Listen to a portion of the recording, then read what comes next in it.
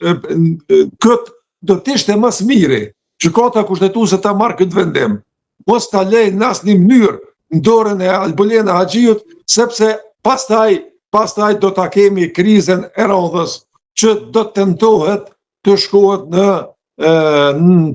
fund korrikut, apo mos unë them fillim ngushtit, sepse diaspora kosovare mas shumtin në Kosovë është atë muji gusht është e mbushur Kosova me mërgatën tonë, e cila sigurisht ende vazhdon të besoj, edhe pse unë mendoj që mërgatë ka votat konsideruar edhe zonja Vjosa Osmani, dhe këtu pastaj do të filloj lufta kush do të merr vota më shumë nga mërgata, sepse votat e Kosovës veç janë të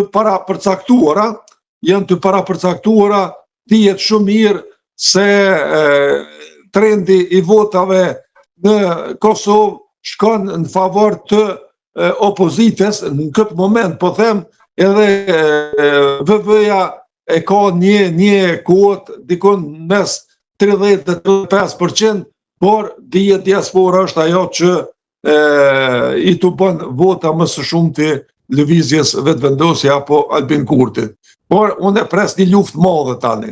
Tani do të filloj veç dihet se zonja presidente do të formoj një subjekt 3, edhe ajo veç mbrëm të emisionin Syri TV të Qimpeka e pom. Mohoj se ta të gjitha vendimet që unë kam marrë tani shkojnë kundër kësaj që pretendon media, pra nismës së re. Ja, filloj zonja Vjosa Osmani veç e filloj luftën apo ta shpërfaq atë që i ka ndihmuar zotit Kurti, tregoj që edhe datën ja ka përshtat. Po e dëmton profesor shumë, sepse doli hapur që vendimi që kishim marrë ishin të njëanshme, si për çështjen e datës së zgjedhjeve, që tha e lash atëherë kur e donte ai, por edhe të tjerat. Jo, mendoj që këta kanë me dalë tash dët.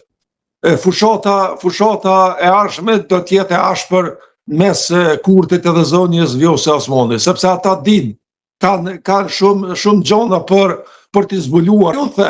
Unë them që gjykata kushtetuese do të marrë një vendim që zgjedhjet do të mbahen brenda 45 ditësh, sepse në këtë rast gjykata kushtetuese do jap të drejtë Osmanit. Po, në farë mënyre do ta pranoj dekretin e zonjës Osmani që të shkohet në zgjedhje të jashtëzakonshme edhe atë në fillim të muajit maj. Të rikthehemi edhe një herë tek ajo pjesa e Vjosa Osmanit mbrëm. Shumë rrejtje kishte, domethënë shumë mlef. Fjala më saktë se rrejtje, pra mlef. Sepse edhe nga premtimet e Kurtit, sepse ai kishte thënë që i presidentja më e mirë e shekullit. M'duket unë dhe ti e kemi bisedu çështjen se çka është llogaritur. Fillimisht zonja presidente ka mendu se ajo do të jetë në zëvendës kryeministre edhe ministre e punëve të jashtme. Unë e kom pas një shkrem, duket ta kom dërgu.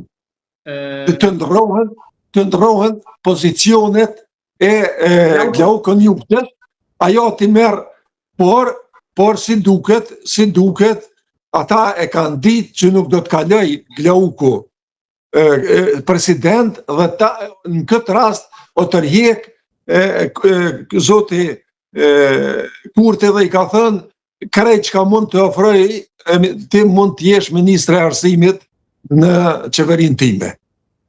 Dhe ajo, në këtë rast, ajo ka prit që do tjetë në zavens Kryeministre e parë. Kryeministre parë edhe ministre punëve të jashtme, një funksion që do t'i shkon të fantastik, edhe unë mendoj për nga rëndësia është më e rëndësishme se sa opozita e presidentit Republikës. Kishte dialog ndor me Serbinë, raportin me ndërkombëtarët. Ajo e konsideroj që tradhti, edhe atë filloi konflikti, edhe atë u fyll ndërmjet. Patën fyrje. Edhe ajo e konsideroj fyrje kur ja ofroi pozitën e ministrit të arsimit, edhe përzuri nga zyra zotin Kurti.